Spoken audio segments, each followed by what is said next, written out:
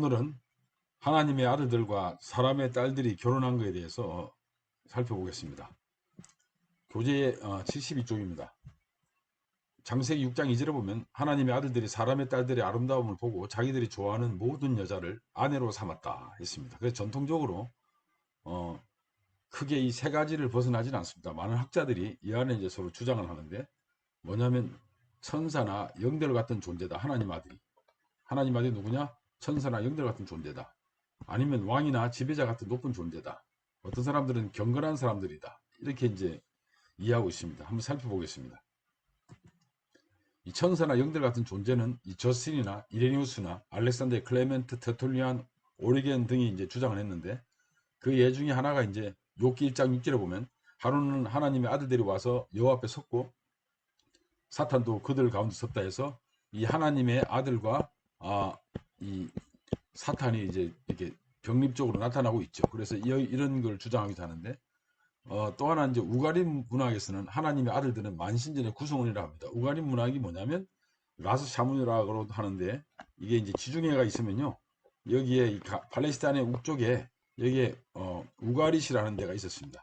이 지역이 주전 약 3,500년 전, 아니 1,500년 전이죠. 지금으로부터 이제 3,500년 전, 약 출애굽하기 전에 주전 1,500년 전 경이 됐으니까 출애굽한 경인데, 이쪽에 이 지역에 이 많은 토판이 발견되는데, 여기에 그 시라든지 어떤 뭐 예언이라든지 등등의 많은 문헌들이 발견되는데, 여기에 보면 뭐가 나타나냐면 하나님의 아들들은 이 만신전에 여러 신들 중에 이제 하나로 보는 뭐 이런 의미로 이제 이야기하고 있습니다.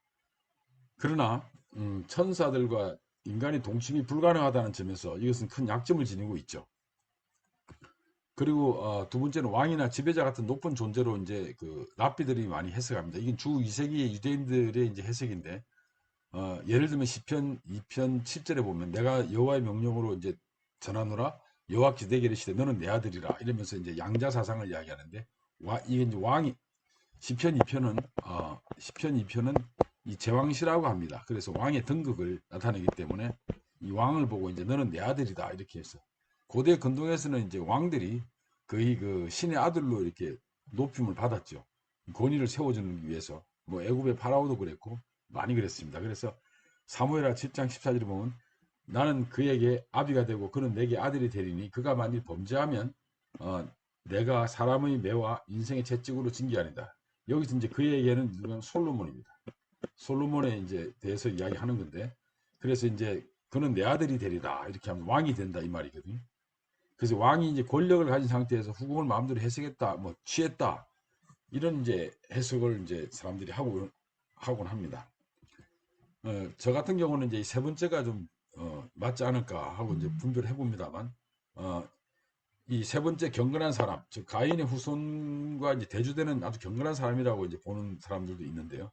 특별하게 뭐 제한한 건 없고 앞에 천사 또는 왕이라는 것을 동의하지 않으면서 비유적으로 이제 그걸 해석하자고 합니다. 그래서 저 같은 경우는 요까지고요. 저 같은 경우는 이제 여기서부터 히브리어의 이 벤이라는 이 단어가 이 아들이라는 말인데, 이것이 이제 집도 되고요, 집갓도 되고요. 여러분 뭐 벤이라는 영화 보셨죠? 이게 이제 이 허시성을 가진 허가의 이야기입니다. 허가의 이제 이야기를 하는 거죠. 허시성을 가진. 그래서 이런 것이 되지 않을까 해서 벤의 의미를 가지고 아들의 의미를 가지고 이제 한번 살펴보겠습니다. 그래서 이 아들이란 말도 되고 벤은요 후손이란 말도 되고 그룹의 이름이 됩니다. 그리고 헬라어 히오스는 헬라어에서는 이제 이 히오스는 아들이란 말인데요. 이 아들이란 말은 인간의 아들이자 신의 아들로 나타나기도 합니다. 또 그룹의 일원으로 나타납니다. 바울은 로마서 8장 14절에 갈라디아서 3장 16절에 성도를 가리켜서 하나님의 아들이라고 이제 이야기했죠. 히오스데오라고 이렇게 이야기를 하는데요. 살펴보겠습니다. 저 같은 경우는 아무 7장 14절이 참 좋은 힌트가 된다고 생각합니다.